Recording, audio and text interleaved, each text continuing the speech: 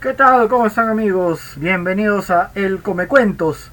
Yo soy Sarco Medina Hinojosa y los estaré acompañando en esta media hora donde estaremos haciendo un pequeño taller que estamos llevando hacia adelante desde el programa pasado y esperamos concluir este año teniendo ya un producto culminado que es un cuento. Para eso vamos a examinar a profundidad muchas cosas que de repente ustedes no conocen, o si de repente ya tienen cierta cercanía a lo que es el proceso narrativo y de creación literaria, de repente ya lo conocen. Entonces no hay mayor que hablar, solamente refrescar algunos conocimientos. Pero este taller, este micro taller que se difunde a través de Entre Líneas Cultura y con el apoyo de diferentes otras páginas que también lo están retransmitiendo en este momento, tiene como fin que cualquier persona, un adolescente, joven, adulto, adulto mayor, desde los 12 hasta los 99 años, pueda construir un cuento. Y lo que quisiéramos, ¿no?, lograr es poder hacer un cuento de ciencia ficción, de fantasía, de horror, terror o de realismo mágico. Pero para eso hay que tener un punto de inicio. Ya dijimos la clase pasada de que ese chispazo inicial, como bien lo denomina también Cortázar, es lo que va a dar como resultado el cuento. Pero el cuento ya está ahí, en realidad ya está. Solamente hay que descubrir cómo trasladarlo a una hoja de papel, o en este caso, como ya estamos utilizando masivamente, una hoja digital. Pero como siempre, iniciamos con una lectura, porque este programa también tiene la intención de promover la lectura. ¿Y cómo se promueve la lectura? Regalando algo de lo que nos motivó a nosotros, en este caso a su servidor, a leer. Y como ya les dije, vamos a analizar estos dos libros que sacara Editorial Santillana allá por los años 80-90, denominados o llamados, ¿no?, Cortaviento y, por supuesto, Saltamonte, que los tengo acá a mi lado. Los he conseguido después de mucho trabajo. Amigos que me han ayudado a conseguirlos, de verdad muy agradecido, para poder presentarles algunas de las lecturas que ellos tuvieron la buena idea de extraer de la literatura universal, de autores que en ese tiempo, de repente, estamos hablando de la década de los 80, recién estaban su camino hacia la consagración. Ya tenían una voz, ya digamos del boom de latinoamericano, pero que se estaba terminando de consolidar, porque como se los he venido diciendo, y bueno, muchos opinan lo mismo, las obras tienen trascendencia cuando en el tiempo permanecen y son relevantes para las nuevas generaciones. Así es de que permítanme compartirles en este momento entonces un cuento del gran Onelio Jorge Cardoso. Y si las imágenes me permiten, muy bien, ahí lo tenemos. Este cuento se titula Francisca y la muerte. Santos y buenos días, dijo la muerte, y ninguno de los presentes la pudo reconocer. Claro, venía la parca con su trenza retorcida bajo el sombrero y su mano amarilla al bolsillo. Si no molesto, dijo, quisiera saber dónde vive la señora Francisca. Pues mire, le respondieron, y asomándose a la puerta, señaló un hombre con su dedo rudo de labrador. Allá por las cañas bravas que ate el viento, ¿ve? Hay un camino que sube la colina. Arriba hallará la casa. Cumplida está, pensó la muerte, y dando las gracias, echó a andar por el camino, aquella mañana en que, precisamente, había pocas nubes en el cielo, y todo el azul resplandecía de luz. Andando pues miró la muerte la hora, y vio que eran las 7 de la mañana, para la 1:15, pasado el meridiano, estaba en su lista cumplida ya la señora Francisca. Menos mal poco trabajo, un solo caso, se dijo satisfecha de no fatigarse la muerte, y siguió su paso, metiéndose ahora por el camino apretado de romerillo y rocío. Efectivamente, era el mes de mayo, y con los aguaceros caldos no hubo semilla silvestre ni brote que se quedara bajo tierra sin salir al sol. Los retoños de las ceibas eran pura caoba transparente. El tronco del guayabo soltaba a espacios la corteza, dejando ver la carne limpia de la madera. Los cañaverales no tenían una sola hoja amarilla. Verde era todo, desde el suelo al aire, y un dar a vida subiendo de las flores. Natural que la muerte se tapara la nariz. Lógico también que ni siquiera mirara tanta rama llena de nido, ni tanta abeja con su flor. Pero, ¿qué hacerse? Estaba la muerte de paso por aquí, sin ser su reino. Así pues, echó la muerte por los caminos hasta llegar a la casa de Francisca. Por favor, con Panchita, dijo adulona la muerte. Abuela salió temprano, contestó una nieta de oro, un poco temerosa, aunque la parca seguía con su trenza bajo el sombrero y la mano al bolsillo. ¿Y a qué hora regresa?, preguntó. ¿Quién lo sabe?, dijo la madre de la niña. Depende de los quehaceres. Por el campo anda, trabajando. Y la muerte se mordió el labio. No era para menos seguir dando rueda por tanto mundo bonito y ajeno. Hace mucho sol. ¿Puedo esperarla aquí? Aquí quien viene tiene su casa, pero puede que ella no regrese hasta el anochecer o la noche misma. Contra, pensó la muerte. Se me irá el tren de las 5. No, mejor voy a buscarla. Y levantando su voz, dijo la muerte. ¿Dónde al fijo puedo encontrarla ahora? De madrugada salió a ordeñar. Seguramente estará en el maíz sembrando. ¿Y dónde está el maizal?, preguntó la muerte. Sígala cerca y luego verá el campo, arando detrás. Gracias, dijo seca la muerte y echó a andar de nuevo. Pero miró todo el extenso campo arado y no había ni un alma en él, solo garzas. Soltóse la trenza la muerte y rabió. Vieja andariega, ¿dónde te habrás metido? Escupió y continuó su sendero sin tino. Una hora después de tener la trenza ardida bajo el sombrero y la nariz repugnaba de tanto olor a hierba nueva, la muerte se topó con un caminante. Señor, ¿pudiera usted decirme dónde está Francisca por estos campos? Tiene suerte, dijo el caminante. Media hora lleva en la casa de los Noriega. Está el niño enfermo y ella fue a sobar el vientre. Gracias, dijo la muerte con un disparo y apretó el paso. Duro y fatigoso era el camino.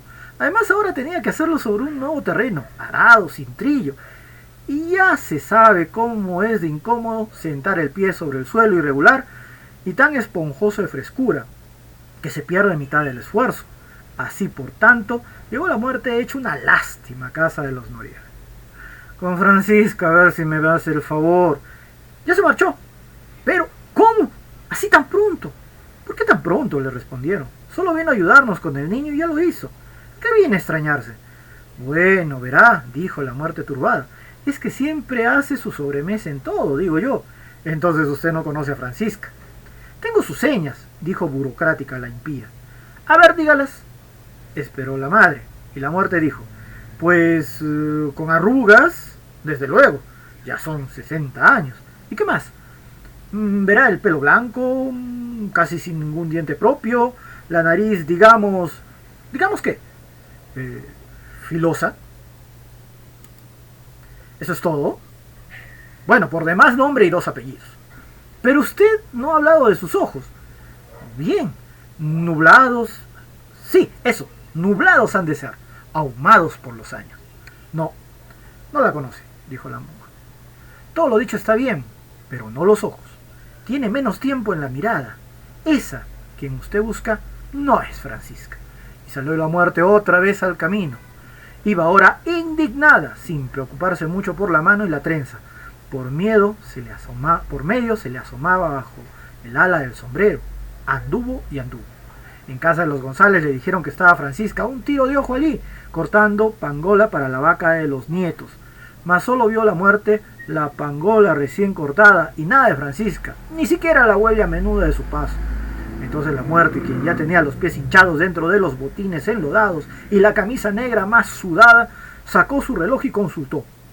¡Dios! ¡Las 4:30! ¡Imposible! ¡Se me va el tren! Y echó la muerte de regreso maldiciendo. Mientras, a 2 kilómetros de allí, escarbaba de malas hierbas Francisca el jardincito de la escuela. Un viejo conocido pasó a caballo y sonriéndole, le tiró a su manera un saludo cariñoso. ¡Francisca! ¿Cuándo te has de morir? Ella se incorporó, asomando medio cuerpo sobre las rosas, y le devolvió el saludo alegre. Nunca, dijo. Siempre hay algo que hacer. Muy bien, ¿qué tal? ¿Qué les pareció? Francisca y la muerte. Y este bonito cuento es de Onelio Jorge Cardoso, ¿no?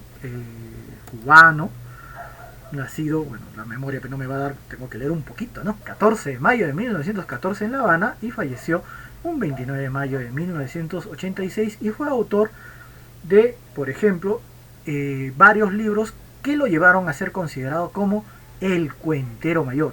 Uno de los ejemplos, por supuesto, este lindo relato que si bien puede parecer para niños, pero tiene mucho y lo he escogido en tiempos en que sí, es bastante complicado, sí, estamos frente al misterio de la muerte y sí, es necesario contarle a los niños cómo es la situación, porque puede ser que en cualquier momento tengan que enfrentarse. Toco madera, por supuesto, como siempre, no le deseo nada mal a nadie, es más, promuevo de que nos cuidemos mucho, de verdad, en este tiempo, pero considero de que la literatura nos ayuda a hablar de temas profundos con los niños. Cuando leí este cuento, me acuerdo de niño, me resultó muy... dos cosas me llamaron la atención. La trenza y la mano amarilla dentro del bolsillo. Sentía que si podía identificar en las personas que caminaban tratando de ocultar sus rostros por los sombreros, de repente una trenza raída, y de repente canosa o con alguna especificación que me hiciera reconocer a la parca, podría evitarlo. También de repente la mano, si veía una mano amarillenta, huesuda, quién sabe por ahí, huiría corriendo de esa persona porque sería la parca. Así conjugaría la muerte y me libraría de que me venga a buscar como la fue a buscar a Francisca. Obvio, no quería trabajar, no quería esforzarme demasiado, era un niño, solamente quería jugar. Así es de que estaba atento. Pero me llamó mucho la atención. Espero que también ustedes les haya llamado la atención algo de este bonito cuento que con tan buen tino hizo Onelio Jorge Cardoso. Y me pongo a pensar en qué se habrá imaginado o en qué se habrá inspirado al momento de confeccionarlo. Solamente puedo imaginarme que de repente por ahí él también tuvo la intención de hallar una fórmula para conjurar a la muerte. Y no la encontró mejor que en el hecho de dar un consejo, un velado consejo, como siempre. Un buen cuento no te anda con moralejas más allá que si eres esopo. Trabaja, hay mucho que hacer, la muerte puede esperar. Qué bonito. Muy bien, ahora sí pasemos a nuestro taller y hoy día tenemos que analizar el proceso creativo.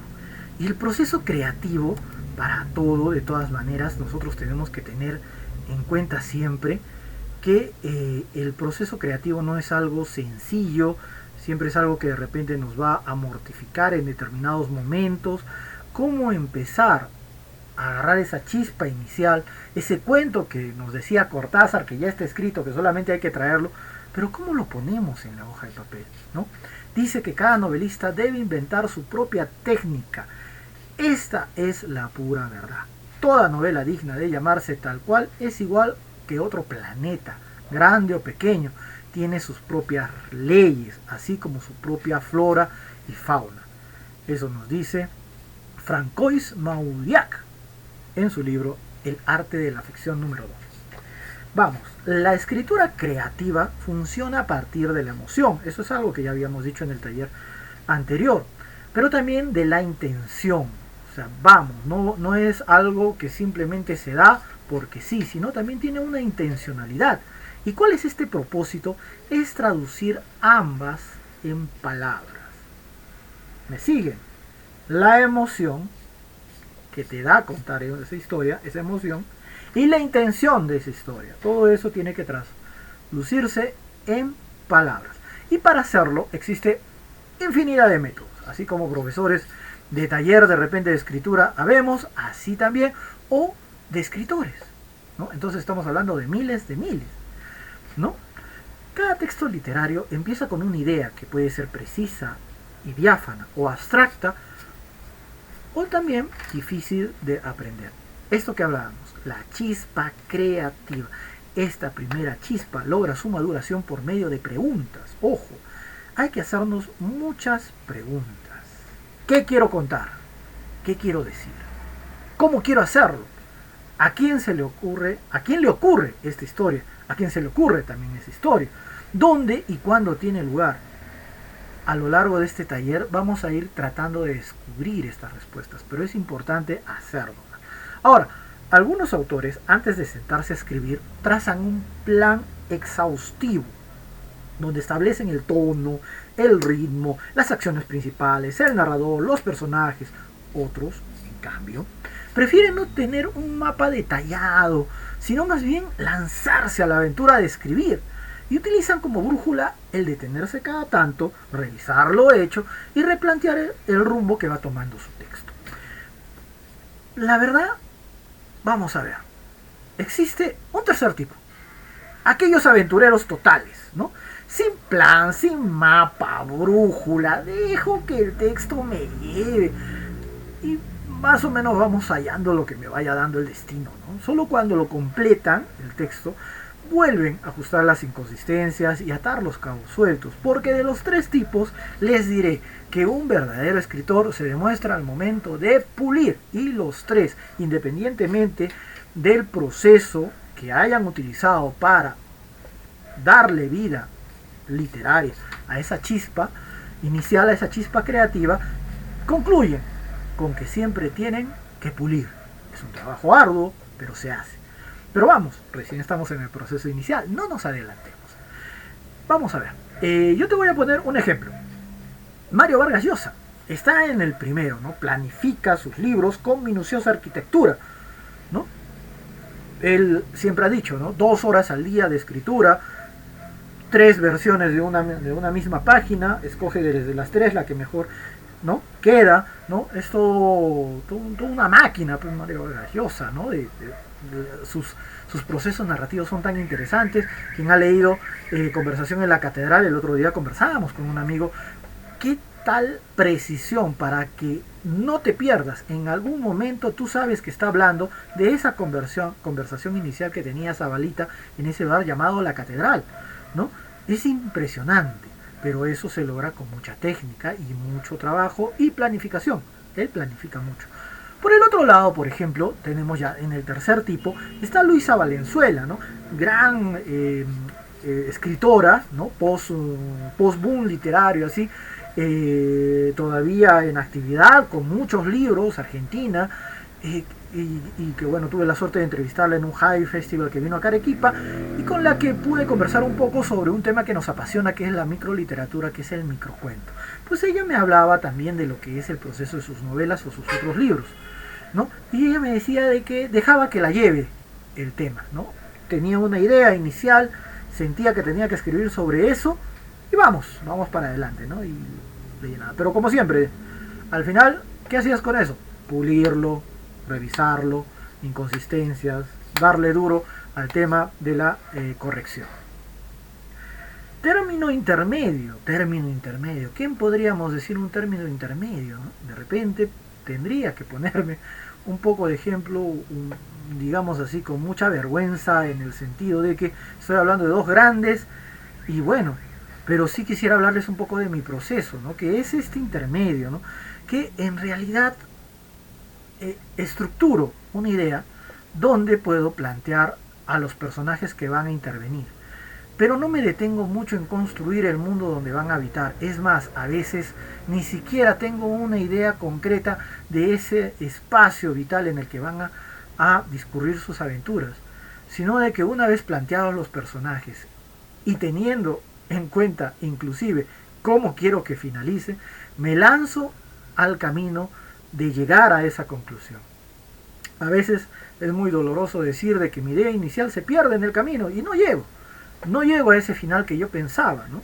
Hoy día, por ejemplo, una idea se me dio de escribir un cuento sobre la amistad y terminé haciendo un cuento que no tenía nada que ver con eso, ¿no? El cuento me llevó, pero esa experiencia que yo les comparto, de seguro la deben haber tenido algunos de ustedes al momento de escribir una historia. Los llevaron por caminos que nunca pensaron recorrer, y cuando terminaron de escribir se quedaron pensando: ¿yo escribí eso? ¿Lo quemo, lo boto? ¿Qué hago con eso? ¿No? No, para nada. Es tu creación, dale el valor, corrígelo, no andes botando todo. que algo bueno siempre queda. Muy bien, el tiempo nos gana y tenemos que dejar un ejercicio porque esto es un taller. La clase pasada hemos dejado, ¿no?, el ejercicio 10 posibilidades, ¿no? 10 posibilidades. Vamos a usar la frase ¿qué pasaría si? Y le agregamos 10 situaciones alogadas, controvertidas. ¿Le han hecho la tarea? Hay que cumplir con la tarea, ¿no? Entonces háganmelo saber. Ahí ya tienen mis datos para poderme mandar de repente el material que quieran que lo revise, ¿no? Lo pueden hacer. Entonces, el ejercicio de esta semana es algo ya más complicado, ¿no? Vamos a recordar un suceso importante o interesante de esta semana que ha pasado, ¿ya? Y contarlo. Escribir simple, brevemente qué sucedió en primera persona. Yo hice, yo dije, ¿no? En primera persona. Hecho el ejercicio, observar que lo escrito muestre con seguridad algo que cambió, aunque sea pequeño, en la existencia de quien vivió el hecho. Por ejemplo, mira, si te quemaste con el dedo, con una olla caliente, el cambio es la estructura de tu piel. Se ampolló, se quemó, dejará cicatriz, ¿no? Te tendrán que reconstruir el dedo, qué sé yo. Otro ejemplo, te olvidaste de barrer tu cuarto. Bueno, te riñeron, aumentó la cantidad de veces que te pasa. Otra más, te comiste algo en medianoche, te cayó mal. Cambió, dolor, baño, preocupación. Puede ser eso, cambios pequeños o grandes cambios.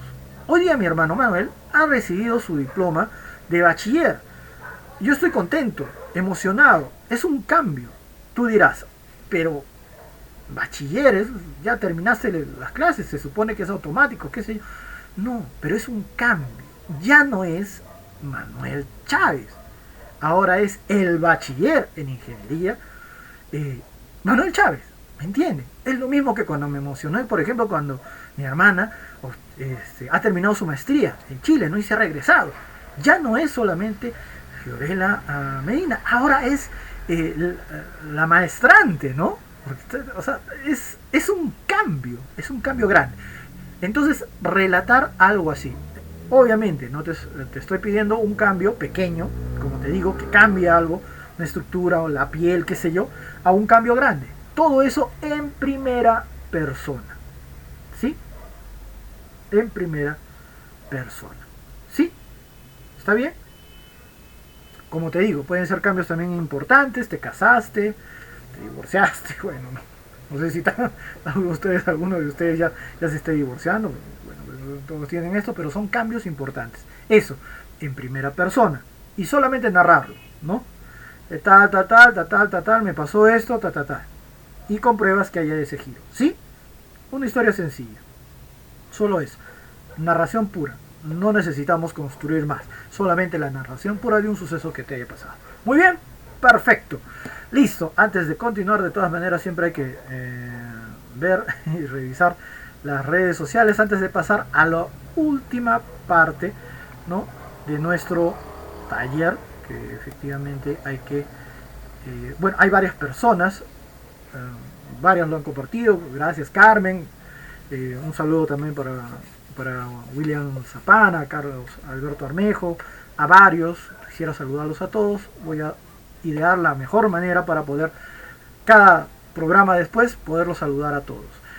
Agradezco también, de todas maneras, la confianza de Entre Líneas Cultura, también la difusión de HBA y también de todo el material que he estado recopilando, ¿no? Me sorprendo mucho de los talleres Relata, me parece un proyecto muy interesante. También espero que me estén respondiendo algo que les he consultado también para mejorar este taller. Y yo creo que la difusión de la cultura tiene que ser viva, ¿no? Y bueno, desde este espacio tampoco queremos dejar de mencionar aquello que nos dio vida, ¿no? Entonces paso a la última parte de nuestro programa, ¿cuál es? La recomendación literaria. Y esta recomendación literaria viene con todo un tema, porque la Odisea de Homero es un libro que a mí me fascinó más que la Ilíada. he tenido todo un tema para escoger este libro, porque les contaré que cuando era pequeño mi papá me regaló 2 libros de una biblioteca juvenil. No me estoy acordando ahorita más o menos el detalle, porque ahorita les cuento qué pasó. Pero eran 2, la Odisea y la Ilíada. Leí la Ilíada, me pareció bonito, sí, Aquiles, sí, los dioses, sí, correteando por acá. Pero cuando leí la Odisea, me sentí tan identificado. Bueno, no, a mí no me había pasado las cosas que le pasa pues a Ulises, ¿no? Que es Odiseo, ya saben. La latinación, voy a decirlo más, pero la voz en latín es Ulises, ¿ya? De Odiseo. Entonces, Ulises de Ítaca, ¿no? Pasa por muchas cosas, ¿no? Porque recuerden, después de la guerra de Troya, ¿no? Después que se sacaron el ancho 10 años, ¿no? Y que Ulises justamente descubriera el método para introducirse, que es el caballo de Troya, ¿no? Construyeron un caballo, se metieron adentro, lo dejaron como supuestamente regalo para los dioses de Troya, tuvieron que entrarlo, tuvieron que romper la puerta, lo entraron y de ahí del vientre salieron los soldados, ¿no? Los saqueos y saquearon, sacaron con todo. Después de eso, ¿qué pasó con Ulises? Pues bien, todos tenían que regresar, les iban a pasar desgracia a todos, pero quien más sufrió fue Ulises de Ítaca. Tuvo que vagar por 10 años por culpa de sus compañeros que se andan comiendo lo que no deben en una isla que no debieron, ¿no? De Neptuno, todavía para colmo se meten con el dios del mar. Estuvieron vagando, muchos murieron, el único casi que sobrevive es él, ¿no? Y todavía que llega después de tantas peripecias, ¿no? De tanto tiene que enfrentarse a los cíclopes, qué sé yo, llega y su esposa, lamentablemente, como lo dieron por muerto, ya tenía pretendientes. Bueno, recordemos, era un rey, entonces los pretendientes estaban consumiendo su casa y su hijo Telémaco todavía no tenía la edad para enfrentarlos. Entonces llega Ulises, pone orden en la casa, ¿no? De una manera muy amable, con su arco y con su flecha, hace que desistan de esa intención los pretendientes, ¿no? De una manera bien amable, bien pacifista, que sí. Lean el libro, es genial, a mí me encantó esa versión juvenil. Este libro que tengo acá, que bueno, una de mis adquisiciones ahí comprando libros de segunda mano, que ya saben que me encanta, es el completo, ¿no? Que es en forma de poema, es un poco más largo, ¿no? Pero siempre voy a extrañar esa versión juvenil. Lamentablemente, en el año 95 robaron mi casa y se llevaron muchos de mis libros de la infancia. Vivo recordando mucho esos libros, fueron muy importantes para mí, ¿no? Tantos ahí, como a ustedes les debe haber pasado, ¿no? Algún libro se les debe haber perdido y lo recuerdan con mucho cariño, no tanto porque fue caro o tanto, ¿no? Sino por el hecho mismo que los acompañó en determinados momentos de su infancia, ¿no? Recordarán ustedes con cariño, me comprenderán también a mí, me comprenderán también un poco la emoción. Bueno, llegamos al final de nuestro programa, como siempre agradeciendo a Entre Líneas Cultura, quienes nos dan el soporte para poder llegar a ustedes cada viernes a las 7 de la noche. Como ya saben, ya tienen los contactos aquí abajo. Muchas gracias a la producción que definitivamente se pasa de vueltas. Y mandar un saludo también, hemos cumplido 3 años con Entre Líneas Cultura, ¿no? Esta casa donde pretendemos ser el primer medio de comunicación cultural del sur del país y por qué no también del Perú. Estamos camino a hacerlo, seguimos trabajando, muy pronto se vienen nuevas sorpresas, hablaremos también del AINE Cultural. También un saludo a todos los miembros de la red de escritores de Arequipa, que estamos viniendo haciendo un gran trabajo, y principalmente un saludo a ustedes. Resistamos, leer es resistir. Mucha literatura para ustedes. Soy Sarco Medina, el Come Cuentos. Nos vemos el próximo viernes a las 7 de la noche.